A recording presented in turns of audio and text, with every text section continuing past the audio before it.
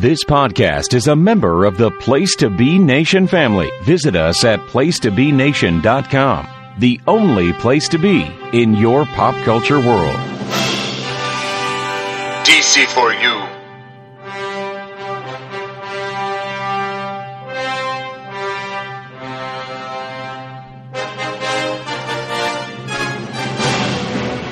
DC4U.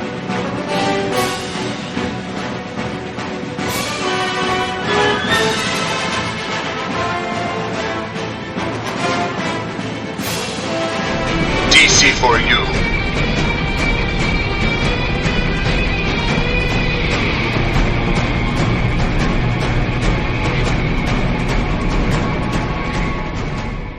DC4U. Well, Todd, we're here again to talk about one of those things that we all loved and then had just unceremoniously taken away from us. Green Lantern, the Ryan Reynolds film franchise? That is precisely it. That is 100%. Surprise, everybody. That's what we're going to actually talk about is that oh, I can't even. I can't go there, Todd. No. My emotional state will not allow me to delve into that. Nope, can't do it. But what we can talk about is something that brings a little bit of joy, and that is the animated show that they did for Green Lantern right around the same time that that terrible movie came out. In fact, it wasn't that long after. It was on March 3rd, 2012, I believe. They aired the pilot episode, and it ran from March 3rd, 2012 until March 16th, 2013. This was Green Lantern, the animated series, little 30-minute episodes, like 30-minute episodes that aired on Cartoon Network as a great little Saturday morning cartoon. And that was the most amazing thing to me, was that they brought back the whole, Saturday morning comic book based action show. This ran alongside Young Justice and the DC Nation television block. And my dates say November 11th, 2011, so I don't know. They did a sneak peek on that date, just to give a little tease of that, and I believe they did one for Young Justice around that same time. Okay, that makes sense now, because there's a big jump. So, all right. I watched those as they came out. They were wonderful. I watched them with my whole family, and it was great family viewing. CGI, or how do we say this? Computer-generated animation. So, as opposed to the hand-drawn style that we got on Justice League and Justice League Unlimited and all the rest of the Timverse projects.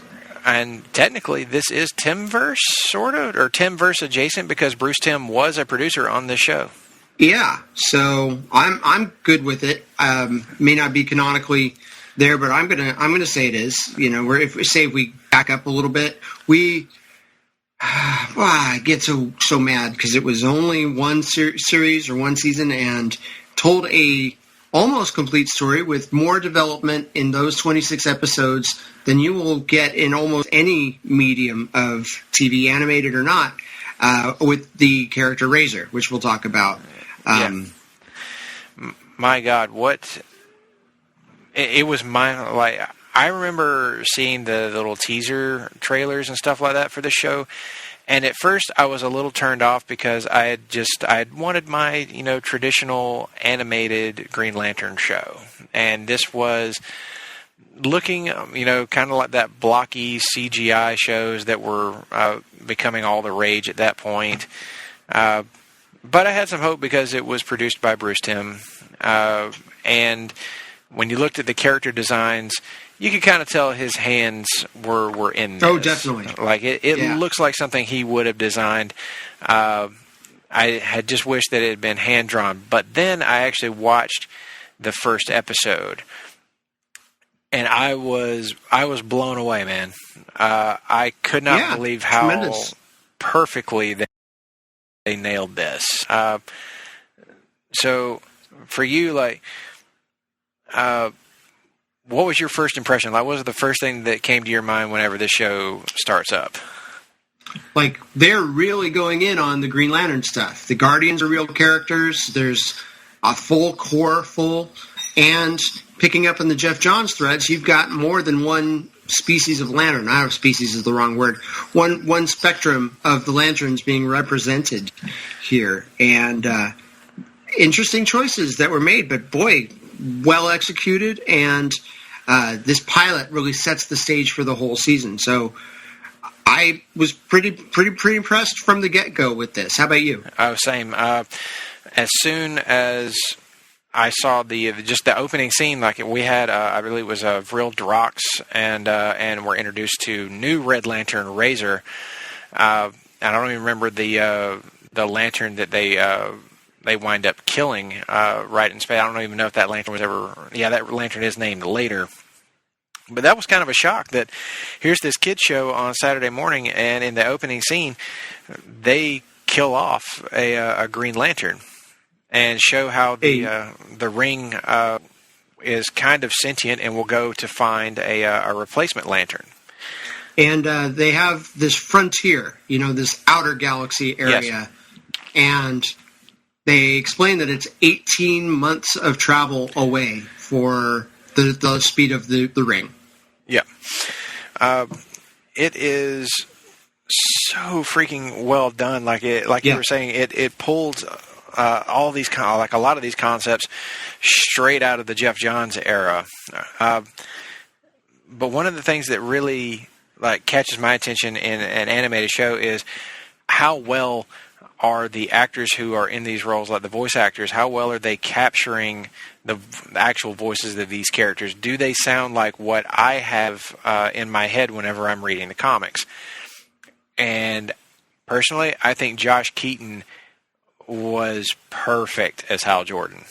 Well, this is a post-Ryan Reynolds Hal Jordan, and so he is quippy, but he's still believable as, say, a test pilot, as a Chuck Yeager type, whereas Ryan Reynolds may not necessarily be. But you did have kind of that quick energy and flirtatiousness in his voice that you would associate with Ryan's version of Green Lantern. So that was a nice continuity, but he wasn't stiff at all, which is what you might have gotten back in the classic Timverse version of Green Lantern, Hal Jordan.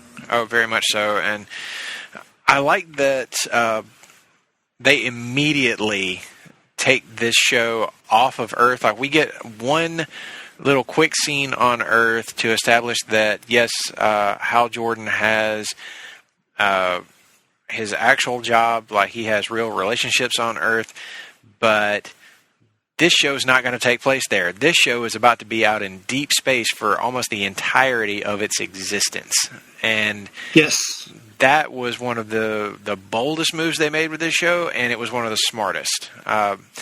Because now we've got Hal Jordan teamed up with Kilowog, who's voiced by Kevin Michael Richardson. And he's done some live action stuff, but I think people are going to know him mostly from his voice work, because he has a long rap sheet of animated stuff that he's done. He's actually on Young Justice as well. He's the voice of Martian Manhunter, Jon Stewart. He does Dr. Fate, Two-Face. A host of other characters. There's so many that he's actually on. He was also on the Ultimate Spider-Man television show. Voice of Juggernaut, Groot, Howard the Duck of all characters, and on the 2012 to 2017 Teenage Mutant Ninja Turtles, he was the voice of Shredder. So he's got a long list of stuff that he's done, and for my How I Met Your Mother fans out there, he was actually on an episode of that show when he played the lovable Stan, an episode called The 3 Days Rule. So if you are a fan like me, you will definitely remember Stan. I believe he's in, and I don't know his role yet, but I believe he's going to be in the new Teen Titans Go versus Teen Titans movie, or straight-to-video movie. So that'll be cool. Yeah, he's a well-known voice actor. I think I've had some kind of Twitter interaction with him on something. But Nice. yeah, I love him as Kilowog. yeah, perfect. You hear him; it's dead on. It's exactly what you'd expect, and physically they draw it very well too. I mean, it's right off the comics page for me from the training montage for Kilowog training Hal and whoever else he's trained in the Corps. They nail the character in this show. They absolutely do. And those, since Hal and Kilowog are going to kind of be your POV characters for the majority of the show, they really had to get them right. And not only did they nail it, they got the perfect kind of voice chemistry between the two characters. Like, I don't know if the actors were in the room with each other recording this stuff, but there are times when it feels like they were. So that is perfect. There are a lot of people in the voice cast that we don't get to in this first episode who are absolutely fantastic that I would be remiss if I didn't mention them. Specifically, Diedrich Bader playing Guy Gardner. Oh, wow. That was some of the greatest voice casting ever. He absolutely nails it. Unfortunately, I guess we can go ahead and tell people there is a Jon Stewart tease. Never really fulfilled, though, right?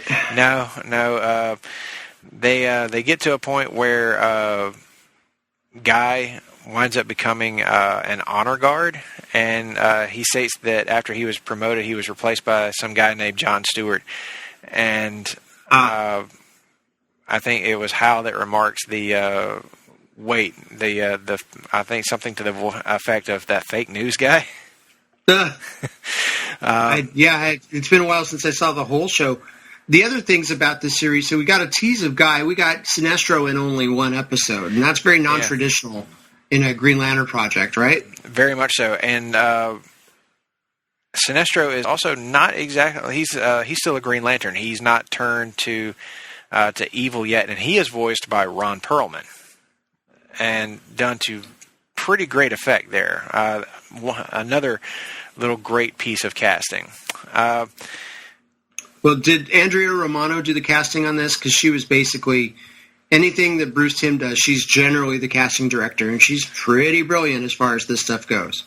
I'm not sure if she was or not. She is not listed, I don't think, in the on the producer side.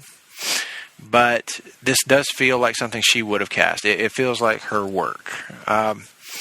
Now, famous DC Animated Universe director Sam Liu was involved in this.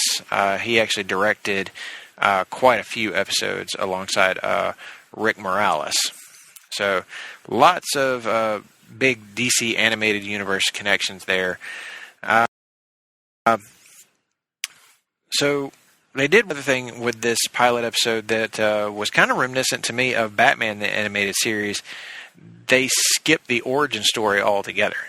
Like, you don't get Hal Jordan's origin story whenever this starts up.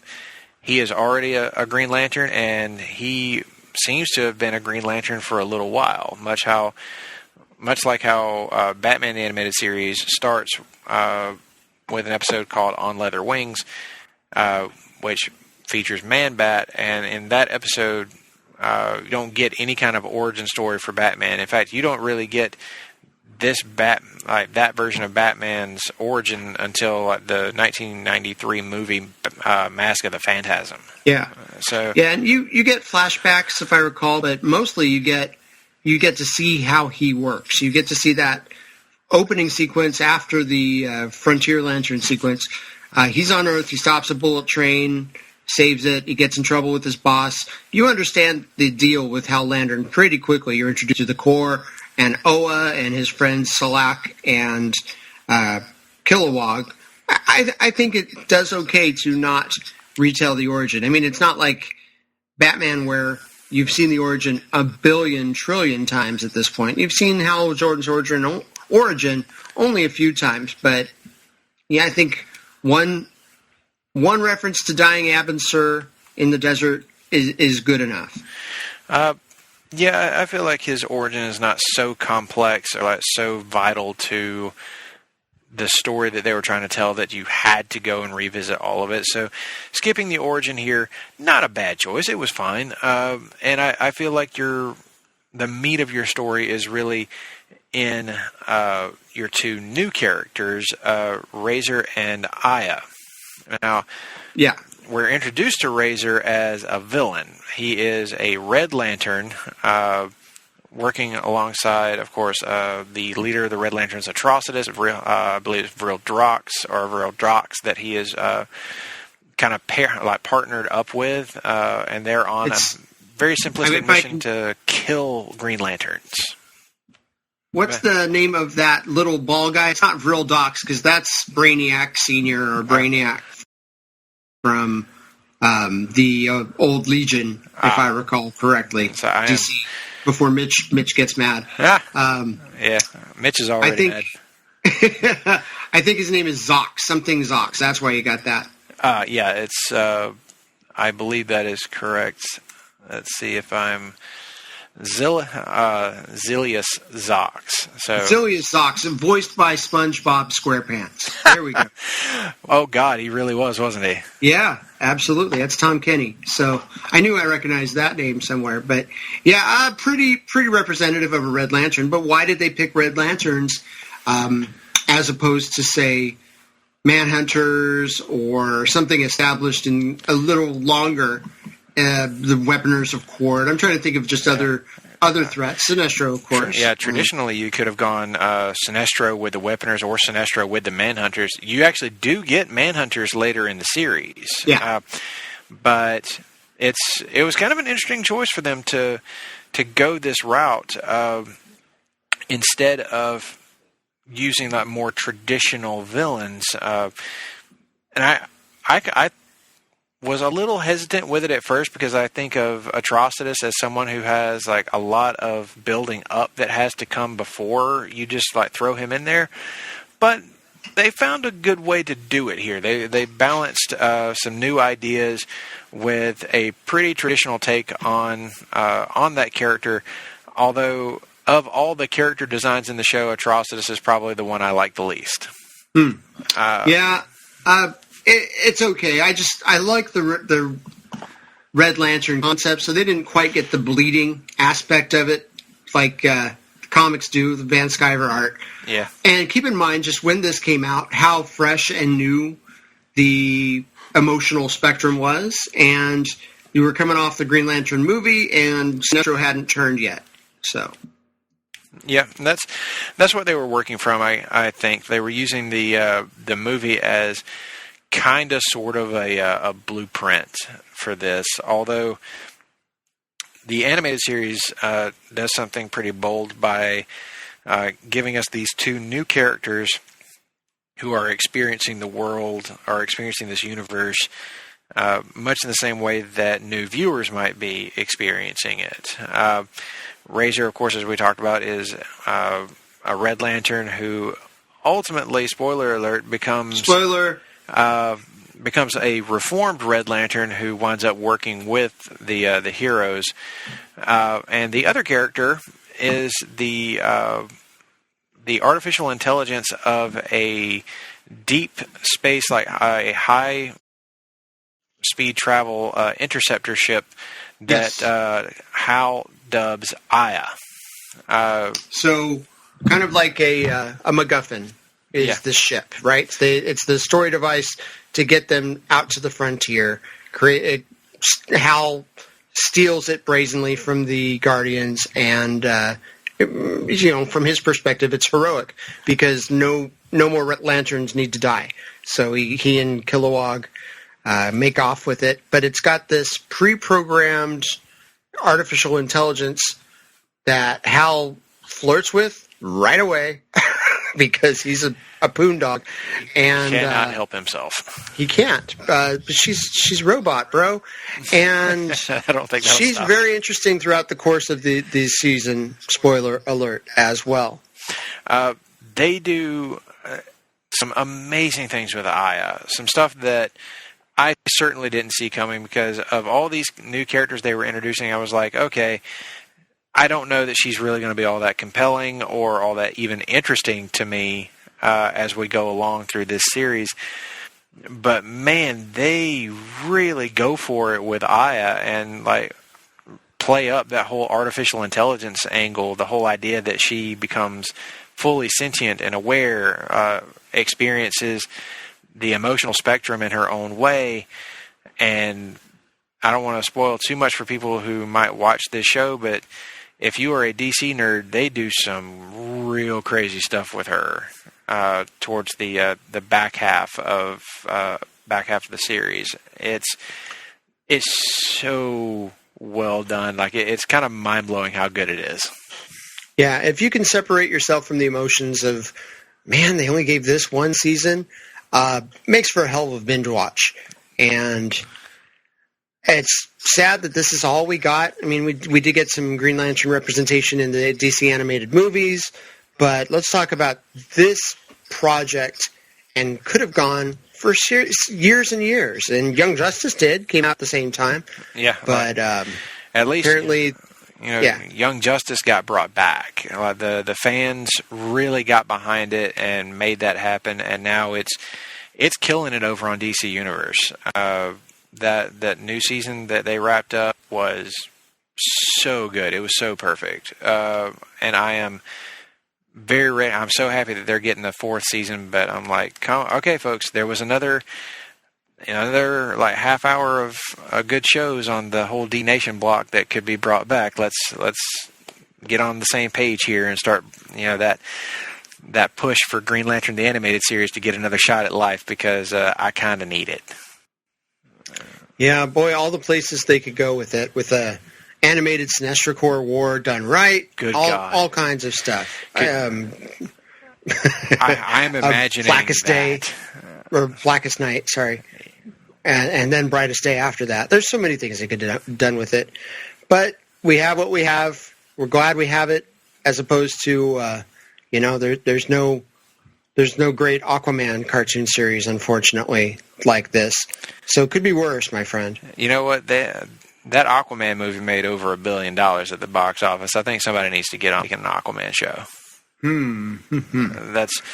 I'm just saying that if ever there was a time, I mean, hell, Wonder Woman made over $1 billion at the box office. Why isn't Wonder Woman getting an animated series? I think that would be really great. At least she's getting another animated movie, though, I guess. So there is that. But it would be really freaking cool to see Green Lantern actually get another shot at life. But I really do think that the failure of the live action, it was the failure of the live action movie, and according to some people who worked on the show, like the behind the scenes stuff, was these cartoon series were all tied into the toy lines, and if the toys weren't selling, then they assumed that meant that kids didn't like the show, and there was no reason to keep making the show at all. So because the toys for Young Justice and the toys for Green Lantern, the animated series, or Green Lantern movie even didn't sell, both of those shows wound up being canceled. So. Well, I don't remember buying any of the toys, but my kids really liked the show. We watched it when it came out. Gaps and all, with the DVR, we were able to keep up with it. And we were able to follow it in a way we didn't necessarily follow Young Justice back then. So it was just a very straightforward, consistent, focused show that people don't talk about nearly enough. They don't. Like I would point anyone to Green Lantern the animated series, and I think that it's a show that could make somebody a fan. Like if you like animated shows, if that is your bag and you're willing to give something new a shot, give Green Lantern a look. Green Lantern was a great animated show that was just cut short way too soon. But as we mentioned before, 26 episodes, that's a pretty big order for a first season. And that it got that far, considering how disappointed everybody at Warner Media seemed to have been over the toy sales, is pretty mind-blowing. I could have seen this show getting canned at 13 episodes. Sure. Which, I will say, if you go and binge watch the show, I think even if you get to episode 13, you're going to be like, wow, that did kind of feel like a season finale, even though it's actually just mid-season, and then episode 14 through 26 goes by really fast. There's so much that happens in the back half of the show. Like, the first half is real good. Like, it sets up so much really fun stuff, but it's kind of like if I were to describe it as something outside of this medium, it would be like the anticipation you feel as you're going up that first hill of a roller coaster. Right. Time stands still for you. Yeah, it's like you get to that peak at 13, it stops for just a second and then drops you like really, really fast, and there's just so much happening as soon as the show comes back. Well, and by today's standards, I'm not Young Justice notwithstanding, we get 10 episodes of a show we're happy with for a season. All right, cool. We'll come back next year and catch up with it. It's not like there's any shortage of quality TV these days. So I don't know. I think it's okay to think of it as 2 13-episode seasons, even though technically it's not. Now, what if, say, we adapted one of the classic big-scale Green Lantern stories in this style in one of DC's animated films? Would that work? They don't really do the computer animation, but maybe they could as a tribute to this. Could they try that? I don't think that would be such a bad idea. If you wanted to do a CGI, like a computer-generated version of this, or even bring this show back as just like a mini-series, and do some kind of big epic story, which I think you would have to pick up, like if you were to bring it back, you would need to pick up where that season ended, because there's a lot to unpack there. But ultimately, the story that I would want to see adapted to animation would be the Sinestro Corps War. You'd have to think so. One of the greatest stories of all time, ever. Yeah, it's hard to get bigger and better than that. Sinestro Corps War is just an amazing story. One of the, like you said, it's one of the all-time great comic book epics, and seeing that adapted into animation, I would be just on pins and needles for it. But given how I was on pins and needles for that Batman Hush adaptation and what we got, I am not. I'm not just like banging my hands on the table or anything. Go make this movie now. Go animate this. I'm like, I'm good. The 70 to 80 minutes is too short to tell some stories. It really is. The death of Superman and then Reign of the Superman, that got it pretty right. They did that one. They did that really well. But when it comes to the Sinestro Corps War, I don't think I want it adapted necessarily to fit in an interconnected universe. I'd rather see a straight up adaptation of it. Yeah, that would be great. But DC Animated is doing their own thing right now. But we'll see, because for every good one, there seems to be a disappointing one here and there. So yeah, it's a real back and forth. It's inconsistent, but when they're on, they're really on. No doubt. Things like Batman Under the Red Hood, probably my favorite, even though not the biggest Jason Todd fan. Still probably the best of these standalone films. I just a big fan of some of the movies that they choose to make, and this Wonder Woman one that's coming out around the time of this episode, if not other, is more of a story, but in the kind of chosen New 52 continuity that they're doing. So that one hopefully will be pretty good too, even though there is already an animated Wonder Woman origin story out there that's about 15 years old. Nonetheless, we're talking about Green Lantern. Sorry. And there are other good animated Green Lantern properties out there. I would highly recommend Green Lantern Emerald Knights. Emerald Knights, best of anything that they did with animated Green Lantern other than this series. Yeah, absolutely. If you go and watch Emerald Knights, that'll give you like a good primer on the entire concept of Green Lantern, and then you can go binge watch this entire Green Lantern animated series, and you'll just probably be right there with me and Todd. Like, why did they cancel this show? What was wrong with these people? This was amazing. I really wish more people had seen this than had watched that just terrible movie. I've tried even recently to give the Green Lantern movie another shot to see how it does. It ages about like milk. And I know there's a director's cut. Is that any better or worse? It's equally bad. They're just longer. Yeah, it's just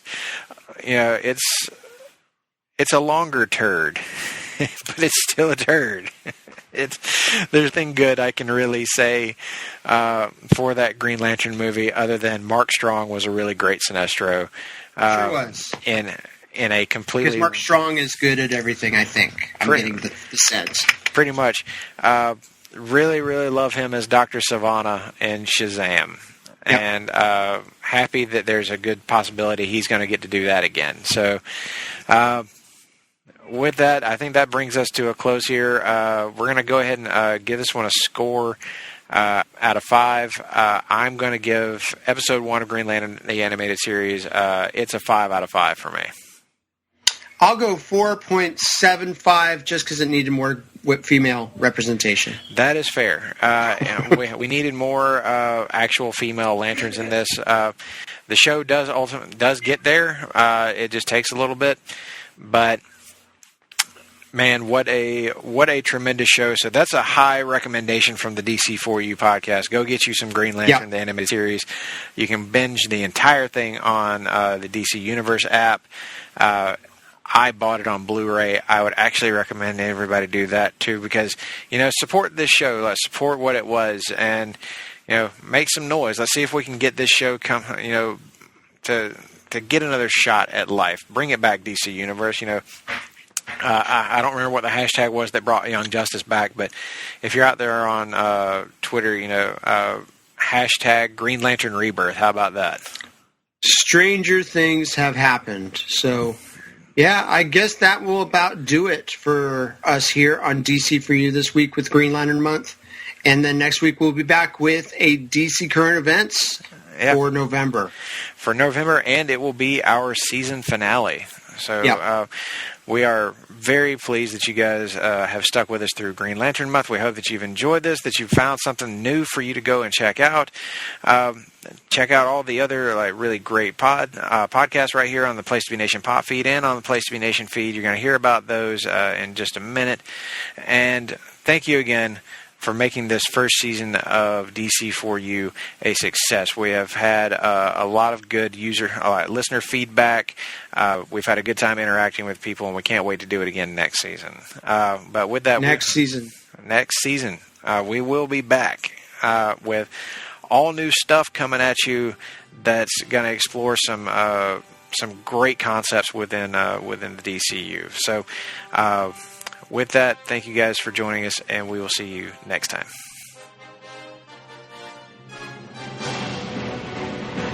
DC4U.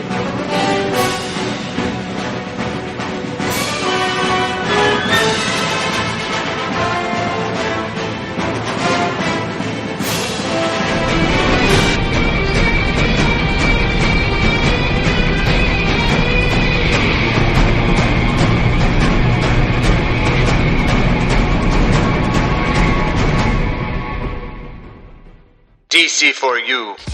Promotional consideration paid for by the following. Place to Be Nations, JT Rosero and Chad Campbell here. We want to let you know that we have over 24 podcasts available on iTunes, Stitcher, Google Play, and PlaceToBeNation.com. We now offer them to you on 2 great feeds. On the Place to Be Nation Wrestling feed, we dive into topics running the gamut from today's WWE to the glory days of yesteryear and the ins and outs of the territory days. In addition to our full-length shows, we also deliver to you special pod blasts on topics old and new. The Place to Be Nation Pop feed is a veritable treasure trove of great content, offering tremendous shows covering the land of movies, television, life, comics, and sports, brought to you by the most knowledgeable and insightful folks in the podcast world. You can find all these great shows, plus archives of our past podcasts from over the past 8 years as well by subscribing to both feeds on iTunes. And while you're there, be sure to rate and leave feedback as well. All of these shows, plus others, available on PlayStationNation.com, where we cover pro wrestling, sports, movies, comics, plus in-depth search projects, and much more. Be sure to support our site by using www.PlayStationNation.com/Amazon when doing your online shopping. And we want to thank our friends at Boneheads, Wing Bar, ProWrestlingOnly.com, and TheHistoryOfWrestling.com as well. Be sure to follow us on Facebook, Twitter, Instagram, and Tumblr. PlayStation.com, the only place to be in your pop culture world.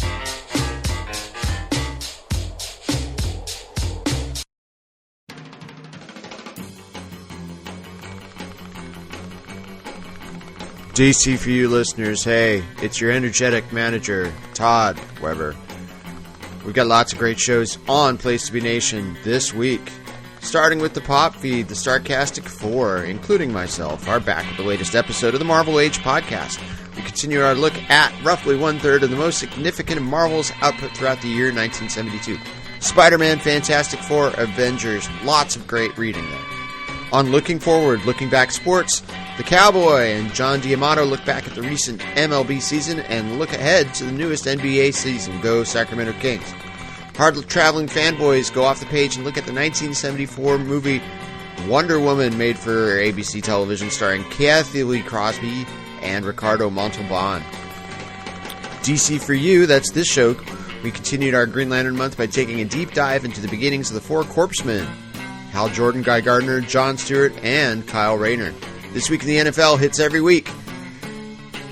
Roger and Johnny recapping the last set of games, previewing the upcoming weekend's batch. Siblings Kevin and Mary host the brother/sister rewatch podcast. Always talking about The Office. Good stuff. On the newest Diamond Conversations, another new show on Place to Be Nation Pop.